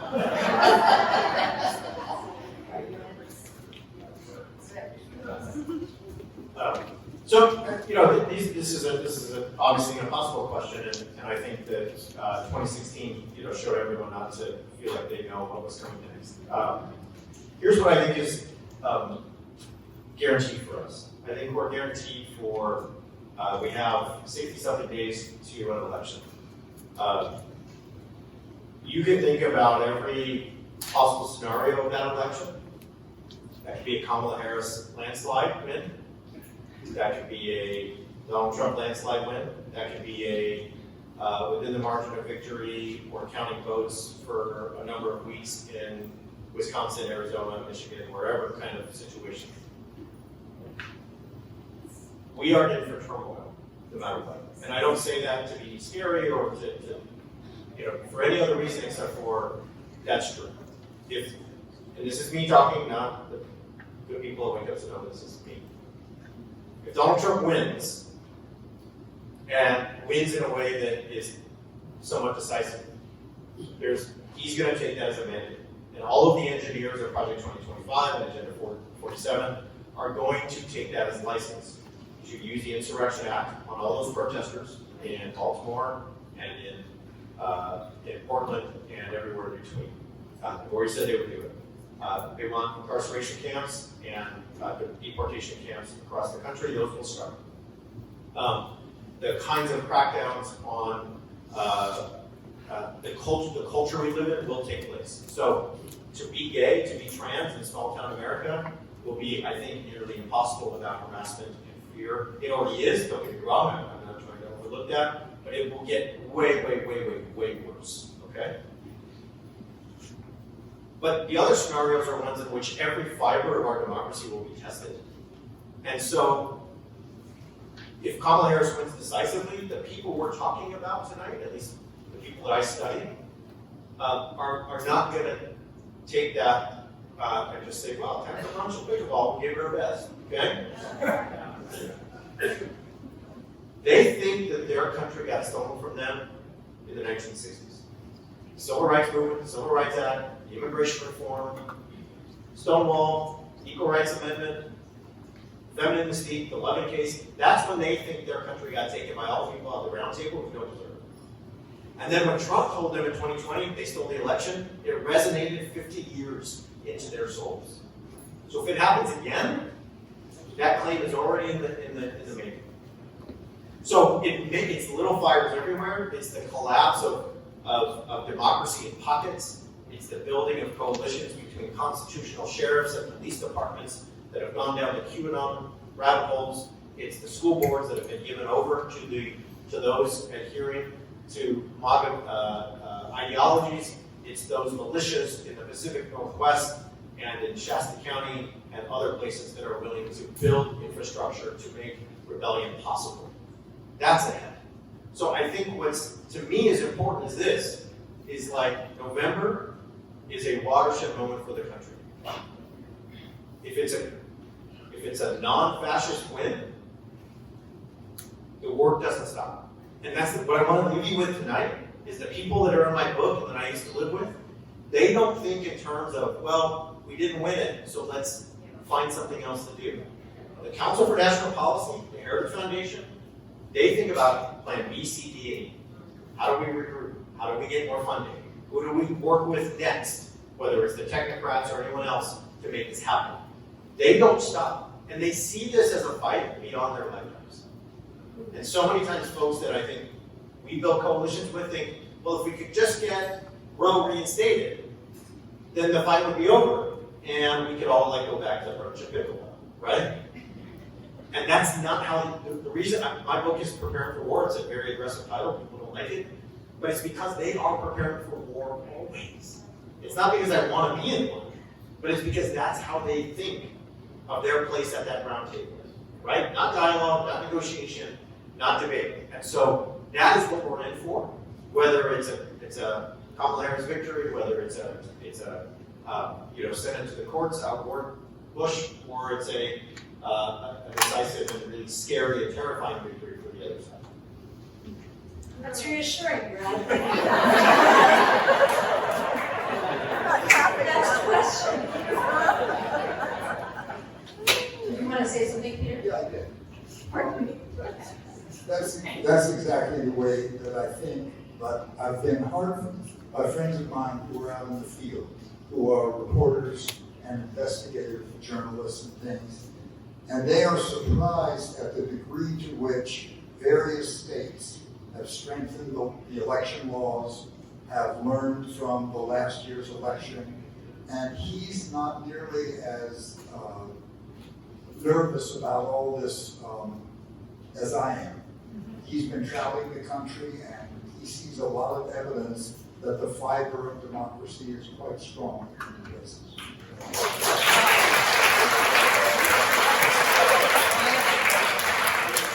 That is encouraging, Peter. Thank you. Next question. Yes. So the three panelists have done an excellent job explicating the Christian nationalist case in the U.S.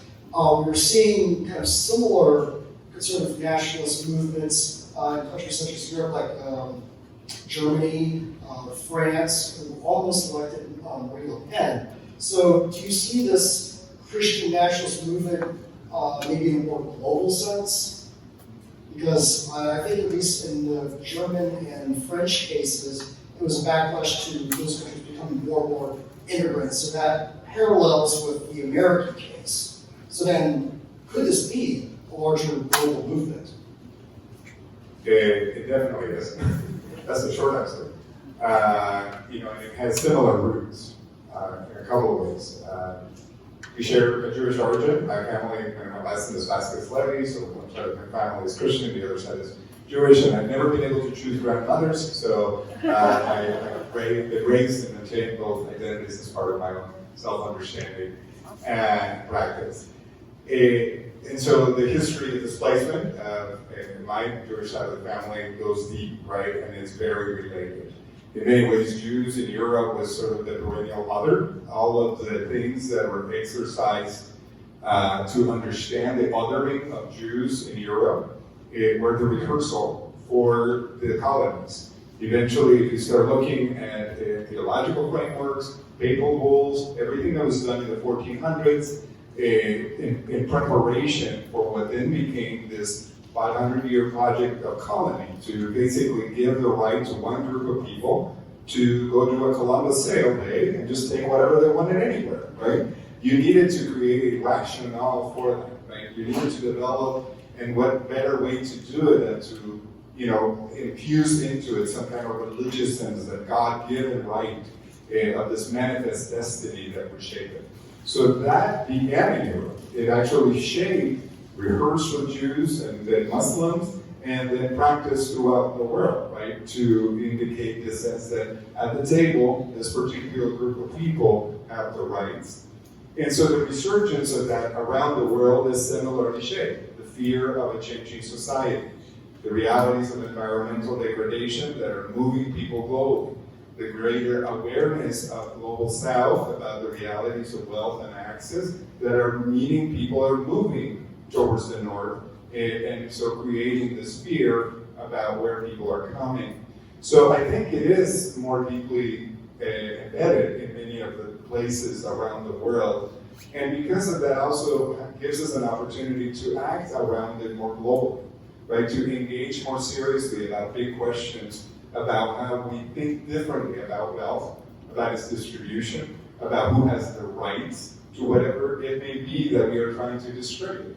Access to the country, entrance into our community, the benefits of what we do. So it's both a reality that's challenging and has a long history and a rehearsed history, but it also has a long history of resistance. Lots of social movements, lots of the changes that took place in the last couple of generations and even before certainly have been driven to oppose that element of human intent to other people. Question here. Okay. Time for a couple more. Okay. Hi, I wonder if, maybe it's Brad, I'm not sure who would address this, but I was a little shocked watching the change, especially in the state of California, with knowing that the Latino race is enormous and that Charlie Kirk dialed right into that number at 100 miles an hour. And I don't think a lot of people are aware, how powerful Daystar is and what they're doing to the state of California and what this can do. And I'm curious what your thoughts are. Yeah, so I think what we're seeing on a kind of national scale, but I think California is a really good place to zero in because California is assumed to be such a liberal place, democratic stronghold, and so on. Is there's a sense that if you foreground the issues of family and gender and sex, then you can background the issues of immigration and ethnicity and race. And so here's the bet. If I'm Charlie Kirk, if I'm Cheon, if I'm part of the Beyond South Reformation, if I'm a Pentecostal network, if I am someone who's articulating and advocating for the 7 Mountains mandate, right? Yes. Here's what I can roll in and say to church in ways that I think maybe David has referenced is, all those concerns about immigration and walls and deportation, you can worry about that, or you can worry about this. The global woke Marxist who hate God teaching your kids that they don't know what gender they are, and that women should run the world, and that your family as it's constituted is really an affront to all the contemporary understandings of gender and how we construct love in the world. Do you want that? Because I don't. That scares the hell out of me. Like that's the message at church. And so here's the gander. How many folks in Latino churches, in Asian churches, in Black churches will be willing to sign up for patriarchy? Will be willing to sign up for quote-unquote family values in a traditional sense and overlook and background all of the white supremacy, the racism, the misogyny, the plan to deport 10 or 20 million people. I'm tuned into this just as an Asian American. I'm tuned into this with Asian American pastors, and it's happening in those communities too. It's like a strategic incursion. And so if you pay attention to the Trump campaign, for example, they, in my view, have assumed they're going to get that 80 to 84% of white evangelicals. They would assume they're going to get sort of like 60% of the white Catholics, right? Give or take. What they're wondering in 2024 is like, how many of those Black Christians can we get?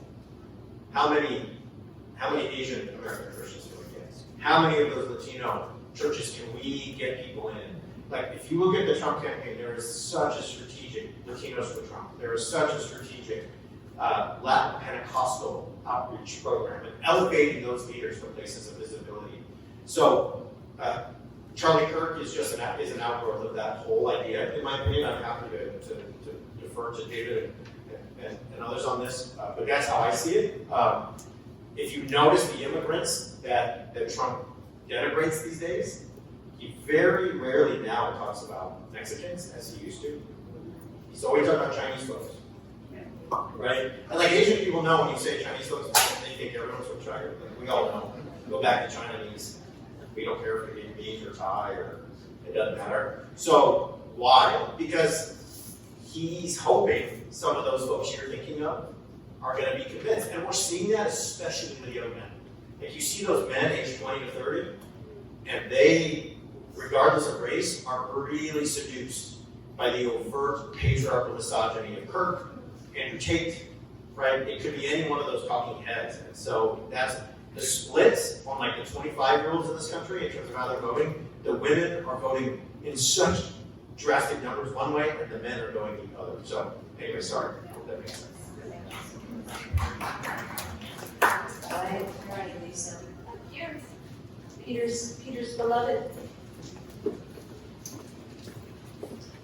This might be a hard question, but the section in Project 2025 about reproductive rights is very frightening, and there's lots of talk of national abortion ban, no IVF, no contraception. But the deeper conversation that no one talks about is whether you're a woman or LGBTQ control over sexuality and the politics of controlling your body. And it's a really important topic, but it's a little taboo and it's squeamish to talk about it, but I wonder what your thoughts are and what we might do about that to bring it into the conversation. So, Philip Gorski and Sam Perry have a book called Across the Flag, and they articulate in that book that Christian nationalism as a cultural identity is really about order. Okay? And so the bet for Paul Weyrich to Kevin Roberts, the bet for J.D. Vance just can't stop talking about childless cat ladies, postmenopausal women, breeding, child care. Why? And it's because the bet on the part of Vance, the bet on the part of Curtis Yarvin, Elon Musk, the reactionary Catholics standing behind Kevin Roberts, the bet is this. We know what's good for everyone. We understand the common good, even though all these disordered, degenerate children in the country don't. So if we can enforce the common good on everyone, we will get a country that is back to what it should be. And what does enforcing the common good mean? It means restricting the kinds of family you can have. It means saying that if you identify as non-binary and trans, you're legally a race. We're going to make you just choose male or female because that's the only way you can exist legally and socially here. It means that if you're a woman or you're a person who can get pregnant, you are in need of dire restriction so that you don't hurt the rest of the country and destroy the common good. If we need to arrest you on the way out of Idaho because you want an abortion, that's best for everyone. You may not know it because we're putting you in cuffs, but it is better for you. If we need to say, as Kevin Roberts does in his book, that children should not be a choice but an expectation, if we need to ban every form of contraception, it's better for, I know you guys don't get it, but it is better for you. Trust me. Right? And that could be Elon Musk, that could be Kevin Roberts, that could be J.D. Vance saying that.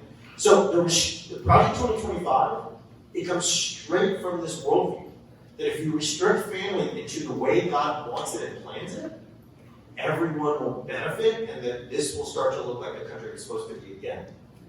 I just want you all to notice real quick, this is not Reagan's conservatism. And hang with me for a minute, right? So let me in the room back right here. So you know, okay? Y'all remember Buckley? Y'all remember Goldwater? Okay. Post-Eisenhower, the bet for conservatives in this country was what? Libertarianism plus Christianity is the winner, right? Fuse those two. So, Buckley to Reagan is like this. No regulation, no taxes. Small government.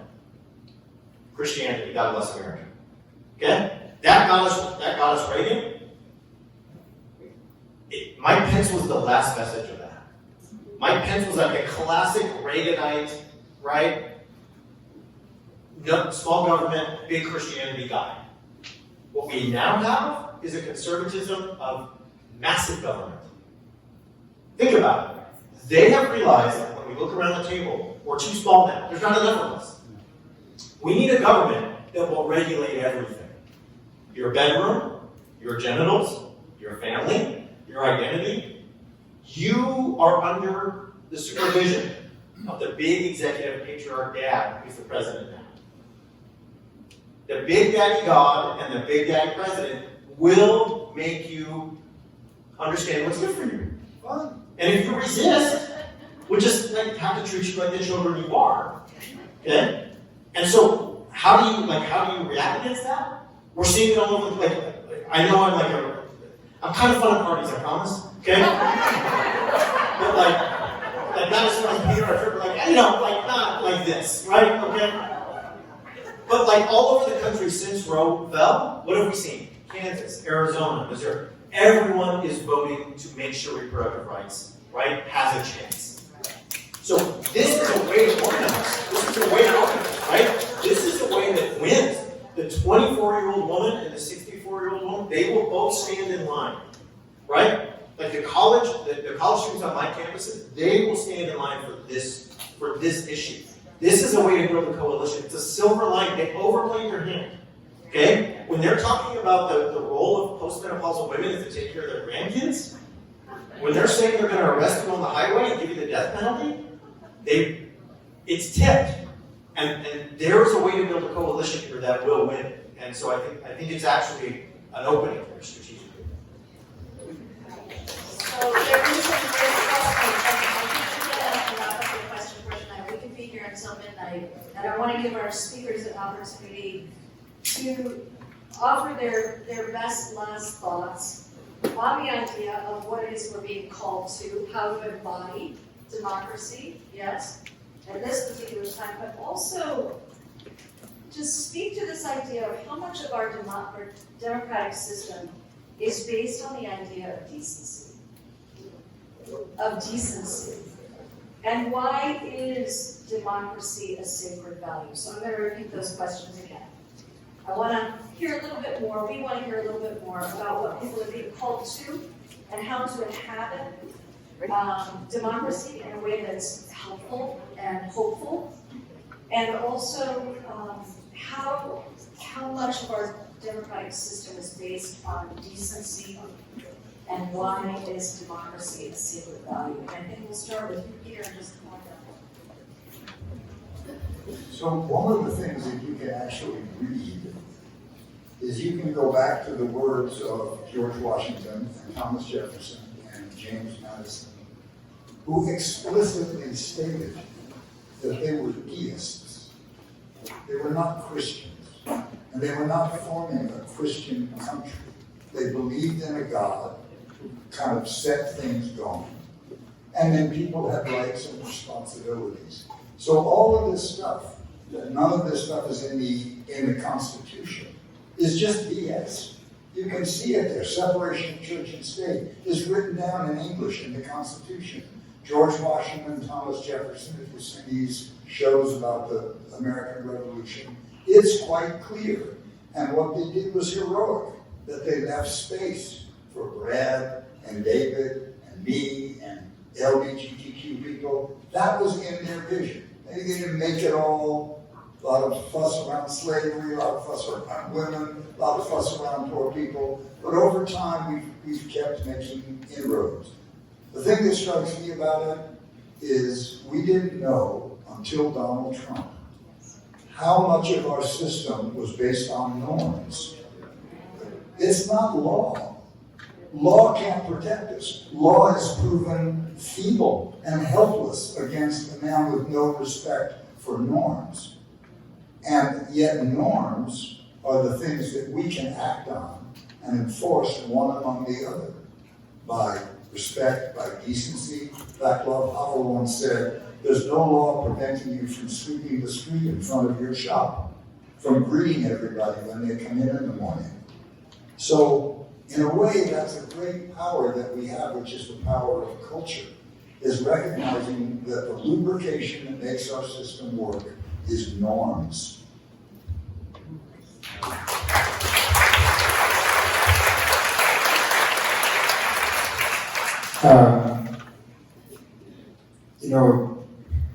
We are in a narrative battle, among other things. Indicated that religion, in a way, is humans' attempt at making sense of the reality we live with, and is often framed in stories. So we're telling a story. What is a story at this moment of this nation, of the world? And right now, at times, is the hard bedtime story to tell our kids and to think about it. So I think it calls upon us this moment to re-narrate our understanding, right? To think about the legacies of this story that have been deeply problematic and understand them more deeply, but to move beyond that, to start to articulate and to dare to articulate the possibility of a world that we cannot yet understand. To really be able to imagine mystery and possibility. If we lose a deep sense of hope, we have lost. One narrative to think about. What's going on in the southern border of the United States? Often the definition or the epitome of what we call the crisis of immigration. So we're trying to narrate what's going on there. Is it a horde of people coming to take over our nation, being sent by evil other countries so that they come and destroy us? Or is it that currently The American dream lives on the southern border. A group of people who are convinced that there are better days ahead in this nation than what behind. A conviction many of us are losing. So I think democracy needs to be inhabited, it needs to be practiced, right? We need to restore a sense of our own communities. And the advantage we have, I'm a preacher, that's my tradition, that's how I live my life, it's stories. We are telling more stories than we ever have. The stories of people we don't understand and we don't know. So we should take advantage to understand it. As we feel the pressure of this moment, for many of us, it's a surprise to be in a country where the government may not have our best interests at heart. Many of our neighbors have lived with that reality for generations. And they have learned to live with it and to challenge it and to create community around it. They tell stories of a very different future and a very different hope. So wherever we find that strength, that space to hear the stories of others and to tell them, particularly of those most directly affected, those who have long lived with that sense of displacement and fear and uncertainty about the future, the more we pay attention to those stories, which is the ones that many have called sacred stories, if you think about what actually got cataloged as sacred stories, then we may be able to regain that sense of hopefulness, which is at the core of the narration of our story together as democracy.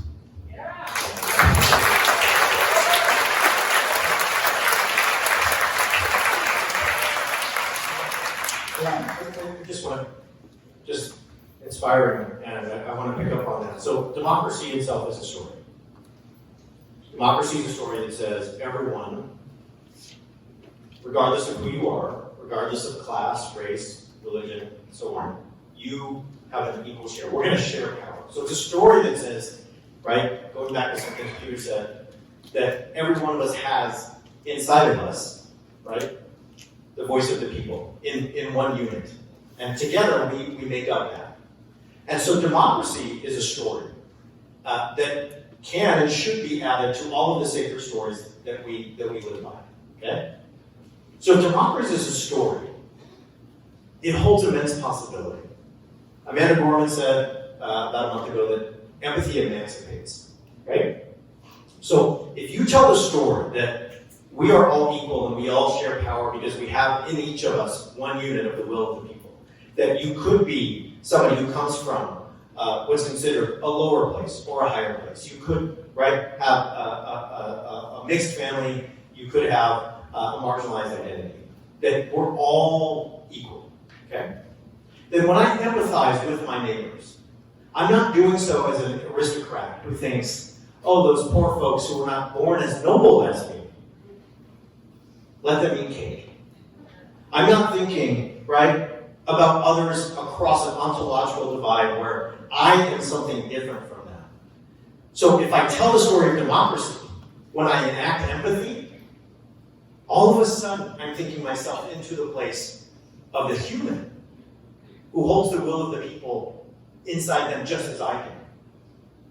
And that emancipates me. It emancipates me from the vice that Peter talked about of giving into greed and maliciousness and domination. And it helps emancipate my neighbors from the inequality and the marginalization that they have felt throughout time, whether it's Jews, whether it's folks fighting at the southern border for a chance at any kind of flourishing, whether as the trans person fighting for a place to exist, period, in the world. Empathy emancipates us because we're telling the story of democracy. Genesis 3 is like, we're like 3 chapters in, and like the curse is already in place, right? Like when I tell my students, especially during COVID, is like, man, it's easy to think about being human as like a curse. Because like as a human, you're aware of yourself, you're aware of others, and you're aware you're gonna die. It's hard. It hurts. Like that's just excruciating. How do I look at my 3-year-old and just be like, yeah, good times ahead? It feels like a curse sometimes. But when we tell these stories, we have a chance to enact the wonder and possibility the absolute bedazzlement of being this kind of creature. This cursed, strange little creature being human.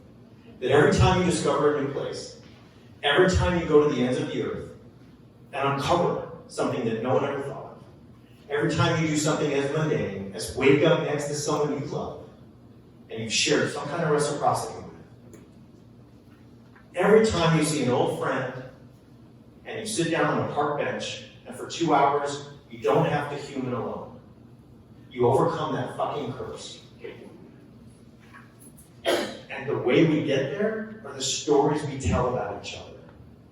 We can live in wonder and flourishing, or we can live in the cage of being human. But it's all a matter of the story we tell. I'm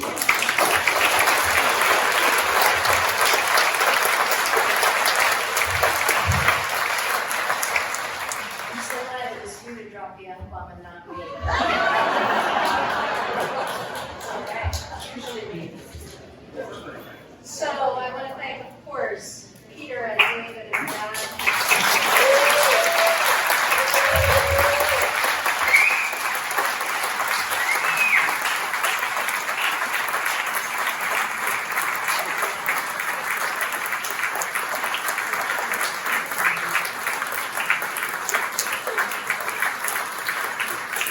Well, we're going to this day's Manny, if you want to, you can sit down for a second.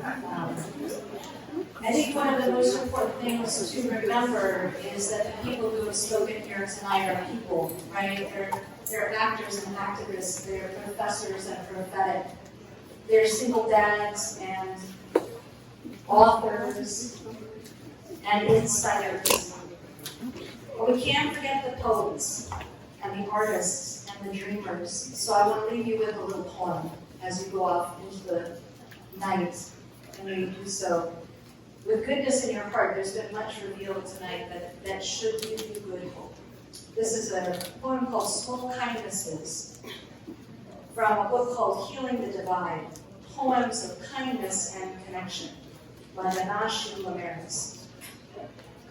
I've been thinking about the way when you walk down a crowded aisle, people put their legs in to let you by. Or how strangers still say, bless you, when someone sneezes, a leftover from the bubonic plague, don't die, we're saying. And sometimes when you spill lemons from grocery bags, someone stops to help you pick them up. Mostly, we don't want to harm one another. We want to be handed our cup of coffee hot and say thank you to the person handing it, to smile at them and for them to smile back, for the waitress to call us honey when she sets down our bowl of clam chowder, and for the driver in a red pickup truck on Highway 12 to move over and let us pass. We have so little of each other now, so far from tribe and fire. Only these brief moments of exchange. What if they are the true dwelling of the holy? These fleeting temples we make together when we say, here, have my seat. No, you go first. I like your hat. Thank you for coming tonight.